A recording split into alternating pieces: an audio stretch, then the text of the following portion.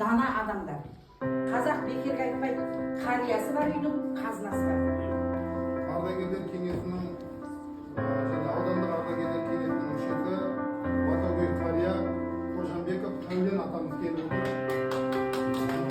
Одан кейін қалалық Бастауыш ардагерлер ұйымының төрағасы Акимқұлов Асқар атамыз келіп отыр.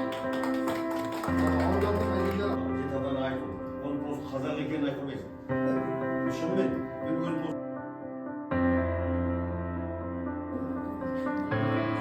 Бұл тақырыпқа не қатысы бар екен деп ойлауыңыз мүмкін. Қазір мен бәрін түсіндіріп өтетін болсам жақсы ма? математика осында сабақ жүргізіп жақсы ғой. Рахмет, ата. Рахмет. Математика осындай өзіне келеді.